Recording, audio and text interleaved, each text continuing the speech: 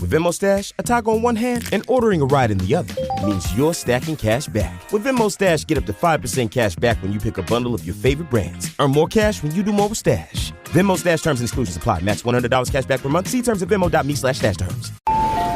Welcome to Walgreens. Looking for a holiday gift? Sort of. My cousin Freddie showed up to surprise us. Oh, sounds like a real nice surprise. Exactly. So now I have to get him a gift, but I haven't gotten my bonus yet. So if we could make it something really nice, but also not break the bank, that'd be perfect. How about a Keurig for 50% off?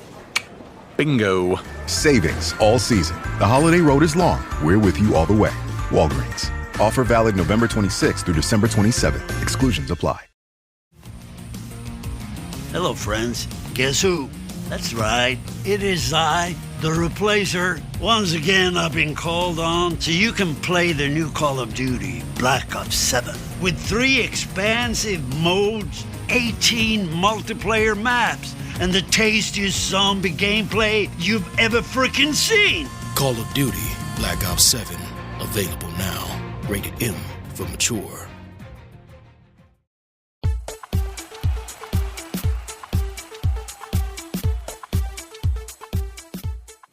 Welcome once again to the 1865 podcast, and thank you for joining us for part 2 of our interview with Steve Chettle. You can find part 1 if you go back in your feeds at 1865.football. Now it's over to Stephen, Tom and Steve. Let's talk about some of those European games now. And in the first round of the UEFA Cup, Forest are drawn against Malmo. It's a nice bit of symmetry there to the 1979 European Cup final. But we lose the first leg 2-1 in Sweden, and then back at the City ground for the second leg, Brian Roy's goal sends Forest through on away goals. What was that evening like? Forest's first game back in Europe for 10 years or so. We were obviously disappointed losing away from home, but we knew that if we got them at home, as the rules are, if we score one, we win 1-0, we'll go through. And I think that was kind of the mantra for most of the campaign, to be fair. You know, we didn't concede many goals, we didn't score many goals. I think after that, Auxerre, Stoney scores. After that, we keep clean sheets in Lyon and Auxerre. We keep clean sheets at home. You know, we were very hard to score against because Norm had an unbelievable campaign in the UEFA Cup. Norm was fantastic. Until we got to, obviously, the quarter-final against Bayern. And we're in a similar position like we were against Malmo. We fancied our chances. But that didn't end as we thought it was going to do. And if you look at it on paper, that's probably the best team I've ever played against. Probably the best team I ever would have played against, to be fair. Yeah. So, as you mentioned, played at Auxerre in the first leg away from home, and it felt like Forest was set up to be an effective team in Europe as we could soak up pressure and hit teams quickly on break pretty much. But what were the games like against Auxerre? And because we also play another French side in the next round, Lyon, who I would say on paper probably a better side. So did that change the team's approach in having to be playing away first? Not really. I think the club has obviously had a reputation of playing counter-attacking football since Brian Clough was in charge.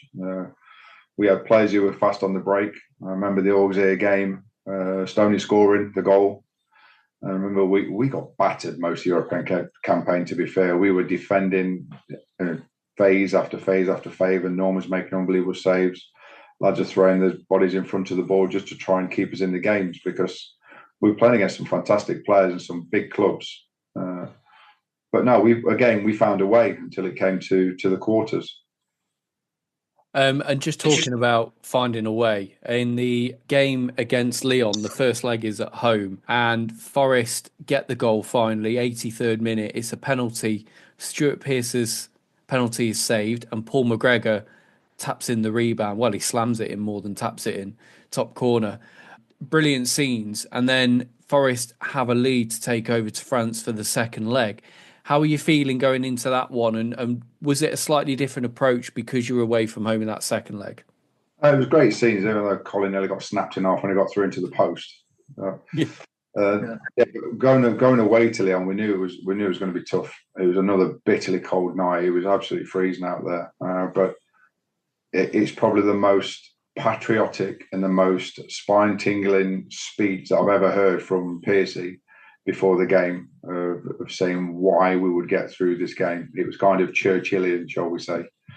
But that was him all over, short sleeves, freezing cold, shorts rolled up, that was him all over. And it got us through the tie because, again, we got battered in that game and we had to keep a clean sheet to go through.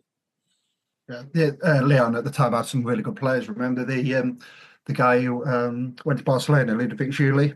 He went to Barcelona back end of his career, and he was a really good player. And I think he was on the cusp of being in the French national squad around then. And I think there was some other French internationals who were really good, and obviously they won the World Cup in '98. So a goalless draw sends Forest through to the quarterfinals, where they play where you play Bayern Munich in the first game at the Olympic Stadium. Bayern take the lead through Mehmet Scholl in the 16th minute. Then a minute later, at that end in Munich, you score a header. And there's kind of, when you look back on it, there's a pause because nobody knows what's happening. John Motson, who did the BBC commentary, he doesn't know what's happening. It's like, oh, Chetts scored, kind of thing. So, yeah, what was your memories and of that moment? The plan? What we practiced this in the morning, the free kick, but I'm not supposed to be the one that scores. It was done by Philo. Philo put a good delivery in. I'm at the back post, and I'm supposed to square it across the box because we've got 3 people running from the penalty area to get a tap in. But came off my cue ball head. Oliver Kahn's waving in the shot put circle, and it goes in. And you could probably tell by the reaction of the television cameras and the pictures that everybody's seen that I was kind of surprised I scored, Tom. Yeah, it's a great moment, and that kit, people are a bit like, it's a bit Marmite, that kit, but I love it. That is because of that moment of you running away with, I think Steve Stone's behind you, and I don't think you can believe it, can you? But no, it's a great moment of that time as a Forest player. Yeah, so that kit, I love that kit, and I think that's the only time we wore yellow shorts. There's a stat for you. Yeah. We did have some good kits for him around that time. The blue Labatt's kit, I love that kit. I've got it upstairs because I've got a lot of old Forest kits, not the remix what they're doing now, it's the originals, and it's cost me a lot of money because can you remember the lime green around about 92, 93? Yeah, we never wore it officially. We wore it away at Lincoln City in pre-season. Well, I got my hands on that. It's like the holy grail, and that's the shirt what I wanted to complete the set. And where'd you find that? It was on eBay, and the guy wanted £1,000 for it. Right. And I thought, and I kept messaging every single day. I said, you won't get £1,000 for it, and I got it for $250. Okay, right. So, but it's all. Do you know anybody else who's got one? Yeah, mate Reese, he's got one, and but I did find out that they only produced about 600 of them. Yeah, they had like a heart beat across it, in like a green zigzag across the front of it. Yeah. So I scored a goal in that kit away at Lincoln United pre-season. So you're the best person to ask. What sponsor was on the front? Because in the club shop at Forest where they do the remake, they've got Labatt's, but I'm sure it's Shipston's. Oh, pass! I don't know. You've got me. I don't know. I've even Googled it and Forest against Lincoln United or whoever they're playing, and I can't find a picture of it anywhere. I've got video footage of it somewhere. I'll try and find it for you. Top man. 1865 exclusive, yeah. While we're on shirts, do you have any of your match worn? I have one yellow one. Yeah. I don't have any Forest shirts. I've either given them to charities. Yeah. Either auctioned them for that. I've given them to friends. No, I don't have any left. Yeah, because there's one shirt what's dead red. So 96, 97, we had Labatt's. Then they had the same shirt but a different sponsor. Right. And I'm pretty sure that the club shop didn't sell anything with Pinnacle on. And if you try to find a Pinnacle or that shirt with Pinnacle on, that's rare as well. And there's not many. I've only seen one in the whole time. Really? You see, yeah. So yeah. I think one of the only shirts I've got left is my Mark Crossley testimonial shirt, which is the black one. Just bought that last week. Yeah. Oh, okay. Yeah, that is the one what's completed the set for the 90s. That's a Pinnacle. I'm sure that's a Pinnacle. Yeah, Pinnacle. Man U had the. We sound like a couple of saddos here, Tom. Man U had had it in white with the blue piping on it with Vodafone on the front. Then we had it in the black. Yeah. So, but I'll put it on. It's dead tight around the neck. So. That might not be the shirt's fault, mate. I'm getting on a bit now. I'm 37, so I've gone off on a tangent there about kits. So I was enjoying that. It's really interesting. That I love Yeah. the old shirts as well. But I haven't quite got the same collection as Tom, unfortunately. Maybe one day. We'll bring you back to Bayern then. So after you score, Steve, Bayern go back in front and they win that first leg 2-1. But crucially, Forest have got the away goal. Ahead of the second leg, which was a fortnight later, how were you as players feeling going into that game? Were you confident that you could overturn the deficit? Yeah, I think because of the campaign itself, because we had kept so many clean sheets, we were confident that we could score at some point. But to keep a clean sheet was going to be a big ask anyway, because if you look at the team sheet correctly, they were just flooded with internationals, French, lots of the German national team were in there. The mainstay of the German national team were in that Bayern team anyway. But we were super confident. I think Colin had a goal disallowed from a free kick after about 20 minutes. The referee disallowed it for some reason. We don't know why. And then I think Ziegler scores from a free kick, I think, which Norm dives over to make it 3-1. Now, the problem we had after that is we had to go and try and chase the game. And we weren't great at chasing the game. We hadn't chased the game all through European campaign. And in the end, to be fair, Steve, they were too good for us. I think Klinsmann gets a hat-trick. I did get his shirt on that night, to be fair, if we're going back to shirts. So that's probably the only thing I did get from him that night was his shirt. Yeah. Did you get his shirt? There's a picture somewhere where he's wearing my Forest shirt coming up, clapping the Bayern fans. Yeah. Yeah. He's probably up there next to his other world famous footballers. He's got somewhere in the bottom of his beer garden. So, but yeah, Forest start well, as you mentioned, and but just can't find the goal to level the tie. Then, as was mentioned, Ziegler scores the free kick, and then Forest have to come out and capitalise on it. And it's like it turns into 5-1 on the night, 7-9. How was the atmosphere? Because looking back at the footage, and it seems like the Forest fans, which they still do to this day, stuck with you. And I think the greatest cheer was obviously when Steve Stone scored a consolation late on. But what is the atmosphere like that night? It kind of reminds you of what it's like now down there. It's kind of gone back to that scenario. That European campaign under the lights at the City Ground was fantastic. And, I watched some of the game last night. Not all of it, but some of the game. And I've watched Forest play at home this year on the TV under the lights. And it kind of has that party atmosphere again. Yeah. Like I said, I think winning games breeds confidence in players, in fans, and it just ends up being more fun. And like I said, that year was a lot of fun. The European campaign was a lot of fun. I know it ended severely. We got our noses rubbed in it a bit by, like I said, a super fantastic football team. But it's one of those things you take with you forever. And you can't take that away from you. Yeah, because looking at that side, I think 9 of the players who started that game won Euro 96 only a few months later. And I think there's only Jean-Pierre Papin, and I think there was another one who obviously he was first. Yeah, that other one that he must have been terrible. Lothar Matthäus, I think, played on the night, didn't he? And he was obviously some player. So, but sometimes it goes that way, doesn't it? When you're just playing against a team just that bit better, and you just can't get near them. You can leave a pitch and you've given your all, try to get through to the semi-final of the UEFA Cup, and a team that's better than you comes off and beats you. You have to hold your hands up at times and say, yeah, okay, they were better than us, and they were definitely better than us. You're listening to 1865, the Nottingham Forest podcast. In America, half of every dollar spent on brand medicines goes to entities who don't make them. While middlemen like PBMs and 340B hospitals drive up costs, Biopharma is investing $500 billion in new infrastructure and manufacturing here at home, and helping patients buy medicines directly at lower prices. Tell Washington to end middlemen markups and put American patients first. Visit phrma.org/middlemen. You're listening to 1865, the Nottingham Forest podcast.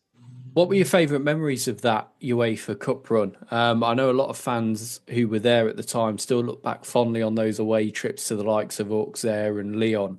and Bayern Munich. But what are your favourite memories from that cup run?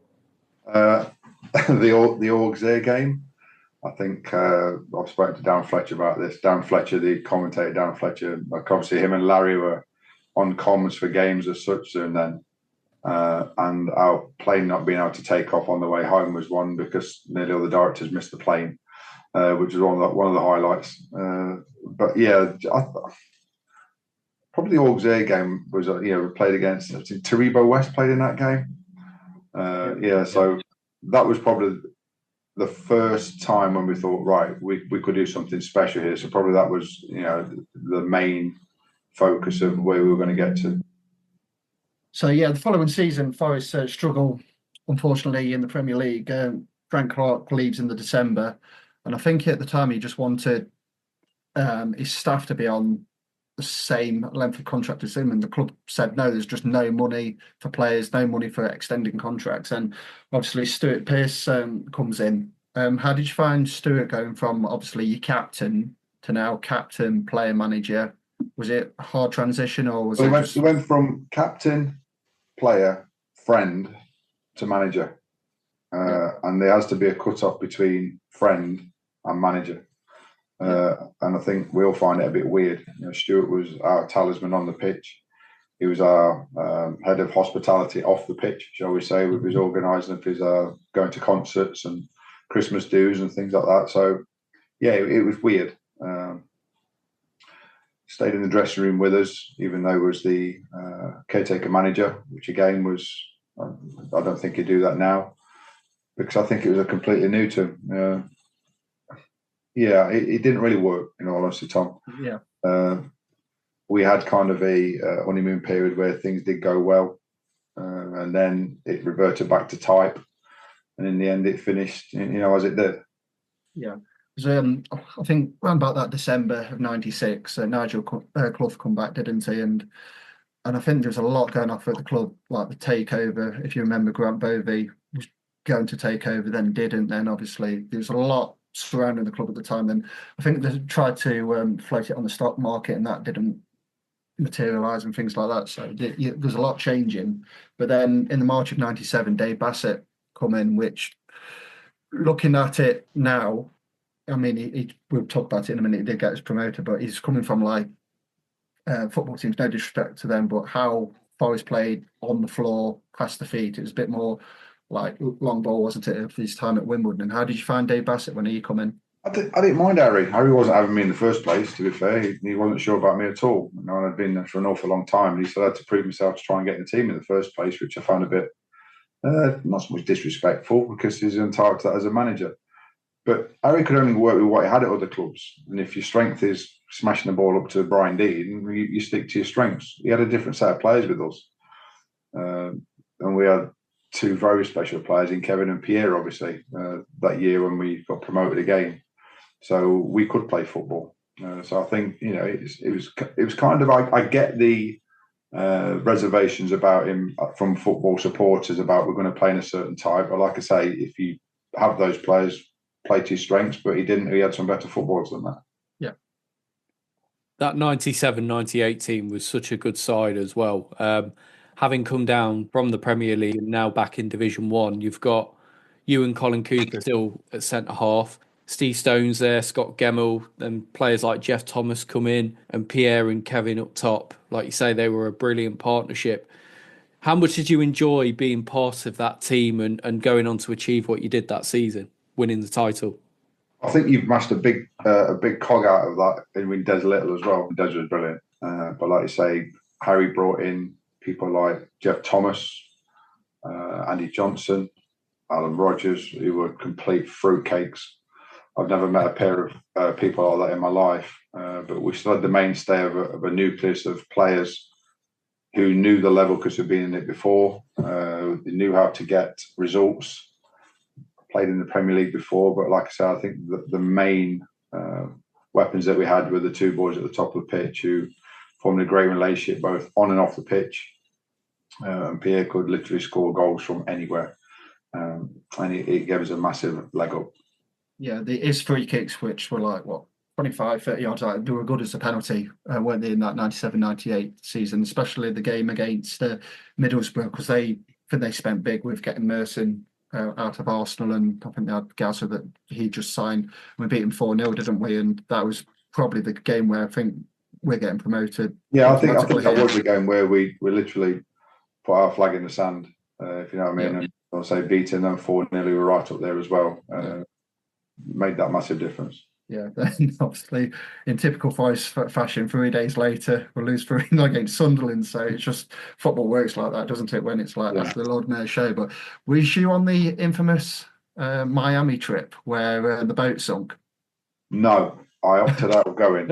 I'd been away on end of season trips since being 18, so from late 80s, and I thought it's time for me not to go away.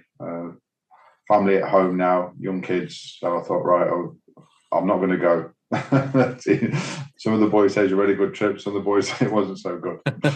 Yeah, because Mark Crosley mentioned, and he was on one of those like the canals, and the next minute they hit a wave, and then Craig Armstrong says, "I can't swim." And then I think one of the players says, "Well, you better start learning," then kind of thing. But going back to like characters, there's some like really good characters in that squad, wasn't there? With Big Norman, obviously yourself, and a few others, and obviously those mad two of Andy Johnson and Alan Rogers.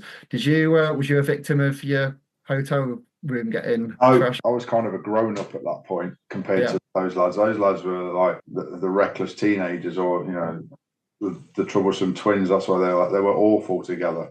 Yeah. If you catch Tank now, I think he'll realise that he made some mistakes, and Jono was crazy. Obviously, he was brought up in a certain way, but Jeff was like their dad. To be fair, Jeff kind of put them down a peg or two and tried to look after them, but it was hard going trying to look after those two. Absolutely.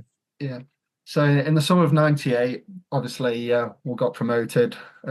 First time back to the Premier League, and Mr. Van Hooijdonk goes to France '98, part of the Dutch squad, and then doesn't come back for 3 months. Was there any inkling that was it a case of like first day of pre-season he wasn't there, or did you have an inkling before pre-season that he wasn't going to show up?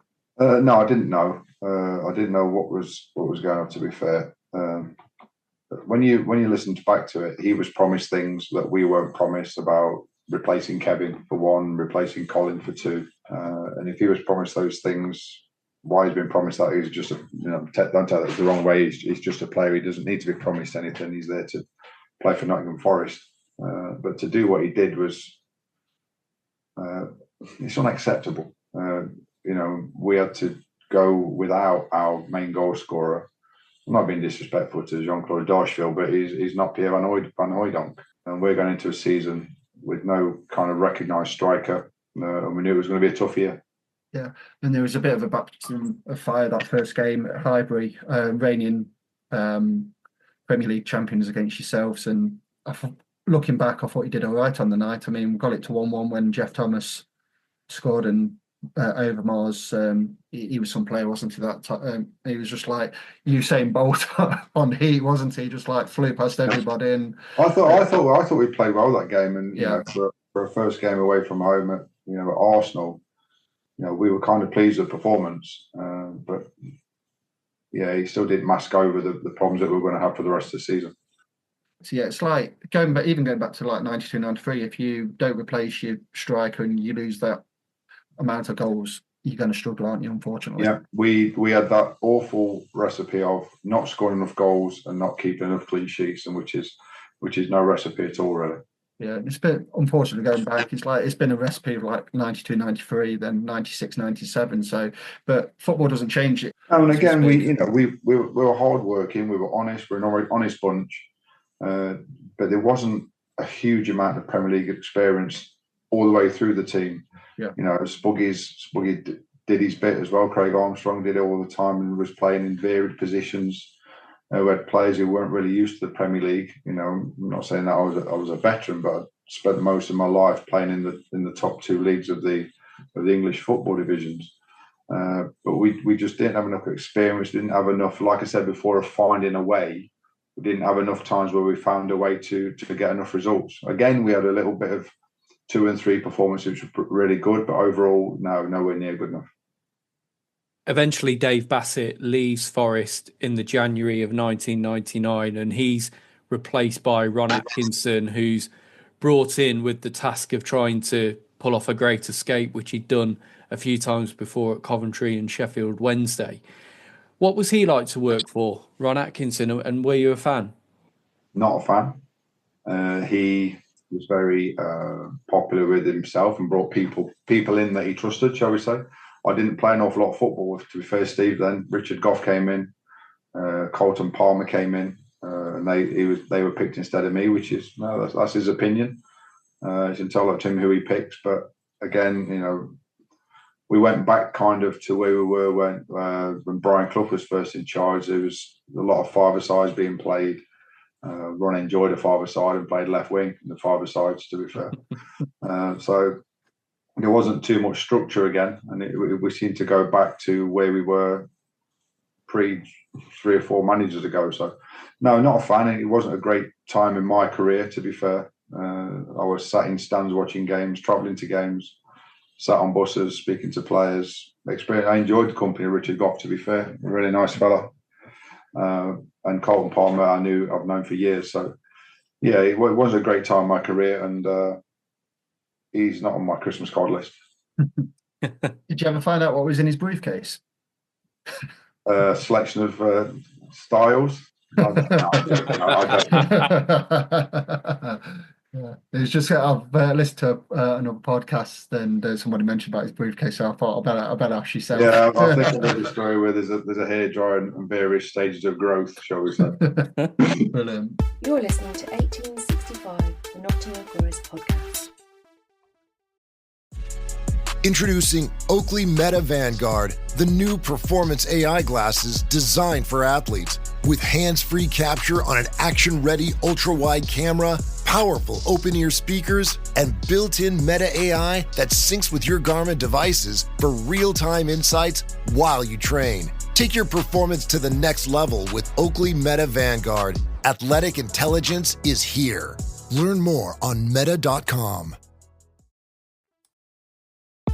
You're listening to 1865, the Nottingham Forest podcast. Unfortunately, Forest were relegated back to Division 1 for the 99-2000 season. Then the club appoints David Platt as player manager. How was he received amongst Forest players? Because as the fan base, we still look back to him and it was just a terrible time to be a Forest fan. But then you listen to you might have a different mindset on it, but he seemed to have good ideas, but very poor man management style. And looking back, it's probably obviously you're in this bracket with obviously Ian Wayne, Mark Crosley, the players who have been there for a number of years, and he seemed that he wanted a clean sweep of I want to do it my way and get a few of you out. Did you see it that way, or did you receive him quite well?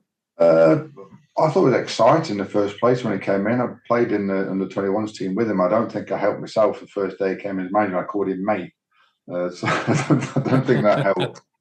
But he came in and had fantastic ideas. Training was unbelievable. He was probably still one of the best trainers that we had in the team. And I thought he should have picked himself more in the teams. So he brought staff in with him that kind of aided what he was trying to do so he could do work on the training ground. For the first time, we had GPS monitoring systems. We had heart monitors so we could track what we were doing in training. Then the influx of the Italian boys came in. We had team talks in Italian.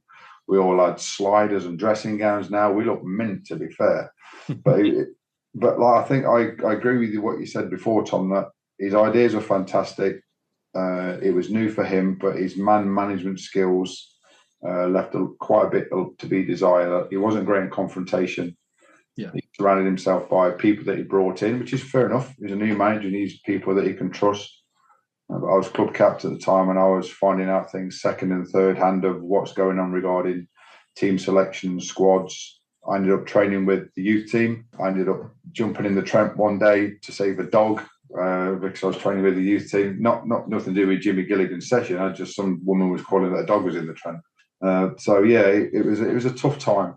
I was making squads, not making squads, playing when people are injured, and I was a bit out on a limb. and I ended up leaving in, I think it was in November '99. How did that come about, your departure from Forest? Because you end up linking up again with Dave Bassett, don't you? Yeah, well, I was told it was a midweek game. I can't remember who we were playing. I wasn't involved in the team again. He called me into the physio room and said, listen, you're not going to be in my long-term plans. So if you can find yourself somewhere to go and play, go and play.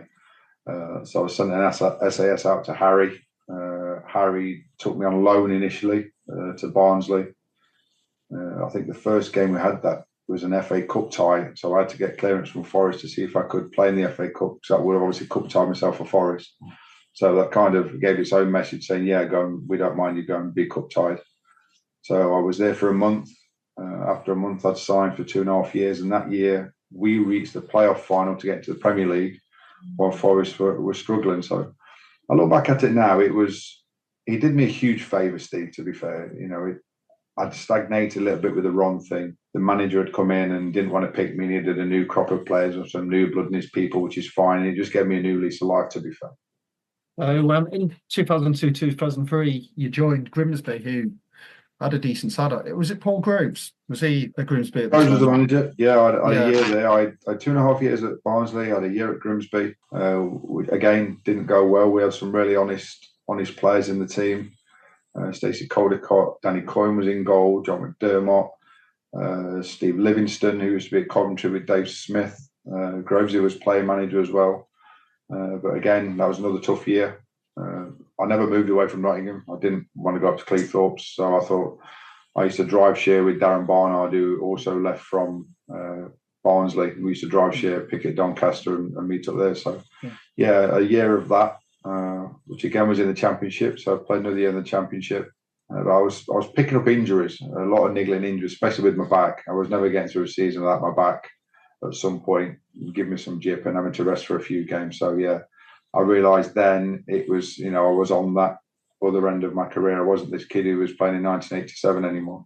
Yeah, and I can sympathise with you regarding your back, because I'm suffering my back, and when your back goes, you know about it, and it takes ages for it to get it right. And you don't even know when it's all right. We don't know when it's coming. It would just all of a sudden be there. Yeah. You have good days, you have bad days, you have sides to get down to your heels. I was playing in a back support all the time I was at Grimsby and Barnsley. So, yeah, I'd realised that my days were numbered a little bit. Yeah. So, and then obviously you finish your career at Ilkeston. So, who was inside for Ilkeston then? Was there any ex-pros? Yeah, I was playing in the same team as Gemmo. I had a year with Gemmo, and that finished me off. Yeah. Started as a manager. So I had a year there. I also had a year before that with Nigel Clough at Burton Albion, playing in the conference. But I finished playing when I was 37. Finished and getting promotion into the Northern Premier League and decided to call it a day. And after that, you end up back at Forest coaching. Yeah, I had some time out when I finished playing. I wasn't interested in coaching at the time because I didn't realise what coaches did until now. I just thought they turned up, put some cones out, went home at 12:30 like we did. But my son was involved at Forest with under-9s in the academy. So I went to watch some sessions and said, how do I get involved in this? And they said, you have to go away and get your coaching badges. So even though I'd been there for a long, long time, 14 years as a player, you had no right to go in there because you had to earn your stripes as a coach. So first started under 10s with people like Will Hughes in the team and Jordan Smith. Obviously went on to play for Forest. And yeah, really enjoyed it and left there in 2013, I think it was. And career-wise now, you're at Mansfield now, aren't you? Coaching with Nigel Clough? Yeah, Nigel's the manager. I take the youth team. I also work with Ian McParland. We take the reserves together in the 19s. So yeah, it's my football life's been dragged out with coaching, and I'm thoroughly enjoying myself again. Yeah, it seems they've got the band back together. Obviously, yourself, Nigel, etc. And is Gary Crosby still at? Gaz is there. Still. Was with obviously played with Gaz and played with the gaffer at Mansfield now. Andy Garner. They were the staff when I was playing at Burton. Yeah. Ian McParland, like I say, works at the PDP with me, but our academy manager is Richard Cooper, who used to be my apprentice. So it's gone full circle. Yeah. Okay. Coming back to shirts, his match-worn shirt is actually on eBay at the moment. So 22 Cooper. Okay. So it come back to the shirts, doesn't it? But yeah, you're enjoying it at Mansfield because I know they've done really well. Yeah, they they're lost going to last stay night. up. Disappointed with the result last night, but they'd won 2 games previous. The remit at the start of the year was to a survival in League One. Hopefully, they're very close now. I think the manager says they need another 3 points to be safe. But no, to get the football club out the second division in 20 odd years, he's done fantastic. And hopefully, they can go over the line this year as well. What do you make of the current Forest side? Because there's a lot of parallels between the sides that you played in under Brian Clough and Frank Clark. It's that the idea of being able to soak up pressure and then be so good on the counter attack. There's a lot of similarities. I think there's an awful lot of similarities. Keep a lot of clean sheets. I think Matt Sells has been a huge signing for them. Probably one of the best goalkeepers in the Premier League now, and we had Norm at the time. Consistent performers, consistent teams. Murillo and Milenkovic, I think, have been outstanding at centre backs. Obviously, I watch the centre backs. Aina has been a revelation. Nico Williams is playing well again, and obviously you got your own Ryan Yates playing in the middle of the pitch, who comes in for a lot of stick, but everybody needs one in the team. But he wears his heart on his sleeve, and he's been there since a kid. I was there coaching when Yates was in the under-14s because my son Callum was really good mates with Joe Worrell, and they obviously got through the playoffs together. But to have somebody still that people can appreciate and have a connection to as a Forest fan is vital, because there's a massive influx of international players, but you still need that connection from supporter to player, and I think Ryan's that. And he's a top guy as well. When you talk to him, it's like really down to earth, grounded, humble, and he's got time for everybody. And probably that's why he's captain, along with obviously. Well, yeah, I was sent a message a fortnight ago because a good friend of mine was doing a charity event for a child bereavement charity, and I messaged Yates, and within a week he got me a signed shirt. And I don't think there'd be many people that would be willing to do that. And especially, and I don't know many people down there anymore, to be fair, Tom. Yeah. So Yates is he's always been a great kid, and he continues to do the city proud. Yeah, I think it's like, as you know, working at the academy, it seems like the players what come through have got good habits. If you look back at like Michael Dawson, Matty Cash, Yatesy, Worrell, they've got like really good traits, and they've got like you mentioned, got time for everybody. And I think it's a really good grounding and foundation within the academy, that these guys who come into the team are just like people who you can actually relate to, and they're like one of us. Well, that's part of the academy's role, is to develop good young men. He's getting harder every year to get anybody into the first team, and I don't think they will, because of the situation that they're in of trying to get in the Champions League and trying to win FA Cups. You very rarely get a kid through anymore. And it's what you're developing these kids for, to be employable and to go to play somewhere else. But you just need to give these kids good values.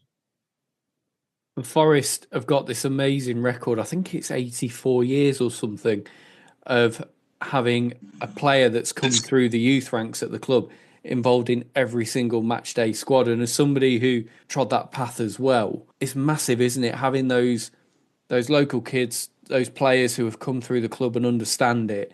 Even in this age of multi-million-pound footballers and hundreds of million-pound footballers, there's still a place for that, and I think it's so important.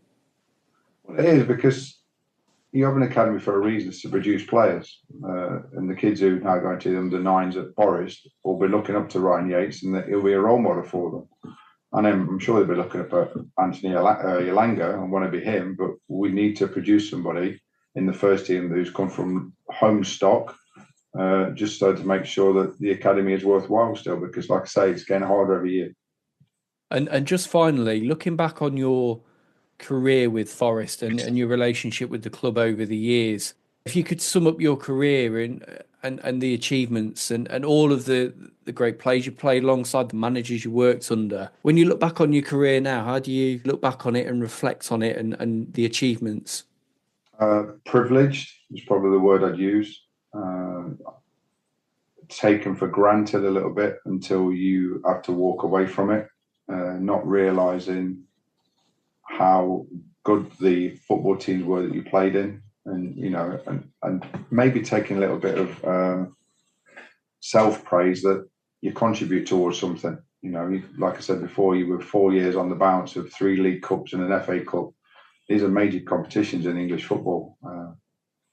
Representing a football club in all these things, it's been a huge privilege. I had kind of imposter syndrome for years, but you kind of grow into this mould. And like I say, the Ryan Yates thing, having a connection with the city is huge. So, yeah, privilege is probably the one word I'd use.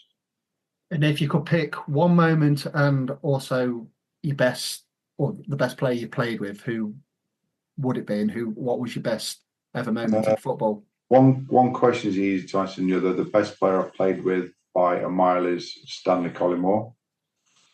The one, crikey. See, everybody remembers the bit when we lose. We're scoring against Bayern Munich, but we lost a game. Probably the League Cup final, playing in the team that won a domestic trophy.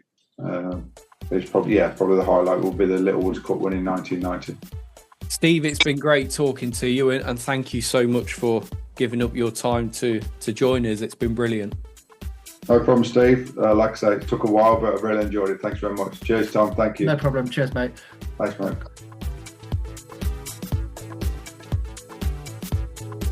You've been listening to 1865, the Nottingham Forest podcast. Follow us on X, Insta, TikTok, Threads, and Blue Sky, and listen via Apple, Spotify, and YouTube. All the links are available at 1865.football.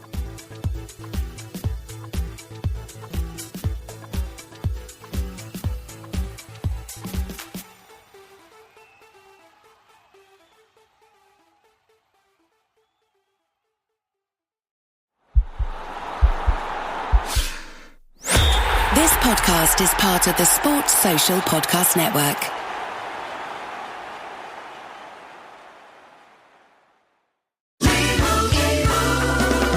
Doug. Here we have the Limu Emu in its natural habitat, helping people customize their car insurance and save hundreds with Liberty Mutual. Fascinating. It's accompanied by his natural ally, Doug. Limu, is that guy with the binoculars watching us? Cut the camera. They see us. Only pay for what you need at libertymutual.com. Liberty, liberty, liberty, liberty. Savings vary. Underwritten by Liberty Mutual Insurance Company and affiliates. Excludes Massachusetts.